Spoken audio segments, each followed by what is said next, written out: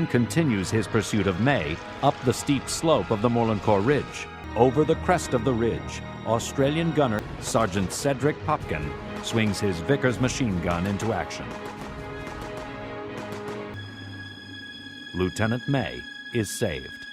Hey everyone, welcome back to another heavy metal diecast video, and today we've got one here from Corgi in 1/48 scale diecast, and it is a Sopwith Camel F.1 flown by Canadian air ace Wilfred May from No.209 Sqn from the RAF during World War I. I suppose most famously he'll be known first as the last guy that the Red Baron chased before the Red Baron would be killed himself. But May himself would end World War I as a fighter ace with 15 aerial victories. But in May's second mission, he would take off with his squadron on the 21st of April 1918, and his commander, ace pilot Roy Brown, instructed him to stay at altitude and avoid combat if they did encounter the enemy. And they would make contact with von Richthofen's flying Circus.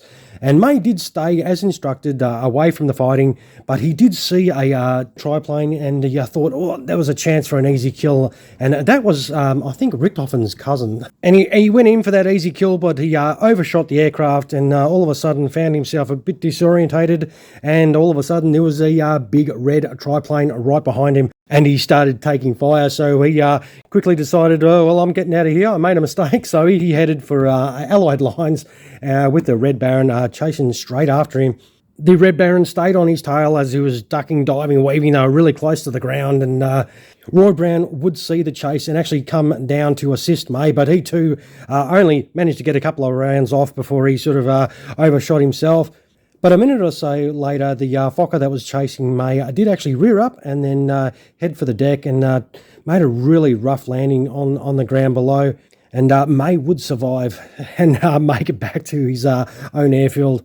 And what he didn't know was the guy that was chasing him, who did end up landing below, was the Red Baron. But what we'll do is we'll get this box open and we'll check out this aircraft and have a little look at this Sopwith Camel. Alright, with May's Sopwith Camel out of the box, it does come with a collector card that these usually do come with no limited run number on it. And that is damn weird. Normally they do have a limited run number and the number on the back here, but there is absolutely nothing. There is some details on the back there. Depending on your eyesight, you can read that. But yeah, that is the card. We'll turf that out of the way and get this open. That does look very nice. So obviously you've got your stand, the normal sort of stand that these aircraft do come with. Straightforward, bang, done. And let's see if we can get this out. We'll move that out of the way. This is going to be terrible.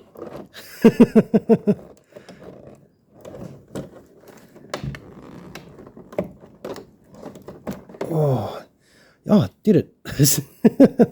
It's always sad when it's a surprise that you can get a model out of its packaging. That's always been a bit of a problem with these World War I aircraft, getting them out of the packet sometimes. They can be fragile. We'll move these. As you can see, this is brand new, so if you like what you see, you should be able to still get these. I think they're still available. But this does look pretty cool. And that is your nice little Camel out of the box. And this does look very sweet. It does have all that, nice canvas ribbing, everything, all the details on there. That does look very good. And what about that rigging? That does have all the wire rigging there, all that brace work. That is crazy. It's got some really nice engine detail there.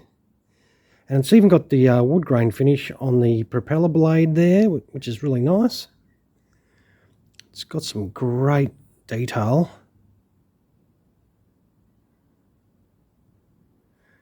Wop, that was his nickname, Wop.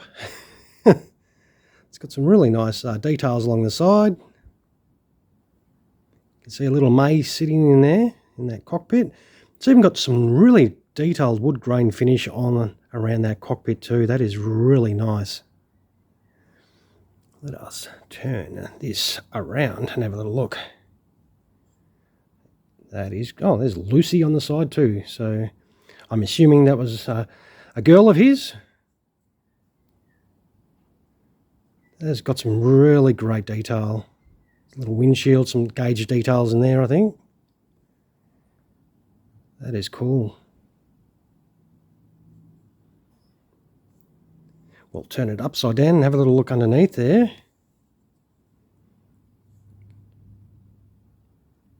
No, that's another great World War I aircraft by Corgi. That is something they do well, is their aircraft from World War I. The wheels do roll and rotate. It's got some nice tread on those tyres.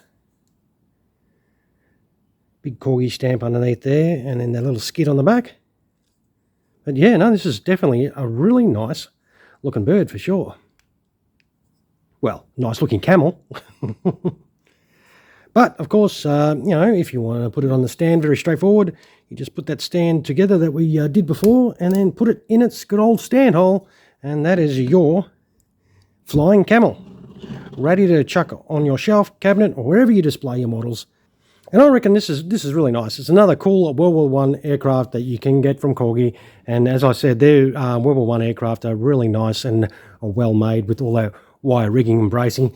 Little sausage finger test. It's not too bad a size. These in 1/48 scale, they present well in that scale. I reckon that is a really good scale for World War I aircraft for sure. All right, so I'll do the usual. I'll take some photos of this, and you can check them at the end of the video, of course, and see this awesome looking aircraft without my hands all over it. And of course, if you like this at all, throw us one of those somewhere down there, and feel free to subscribe to the channel if you enjoy the videos that we do, so you can keep up to date with all the videos that we will be putting out in the future. All right, everyone, I'll wind up the video by saying thank you very much for spending your valuable time, of course, watching another one of our diecast reviews. I hope you enjoyed this camel today. All right, thank you so much for watching. You all have an awesome rest of your day. Cheers, everyone.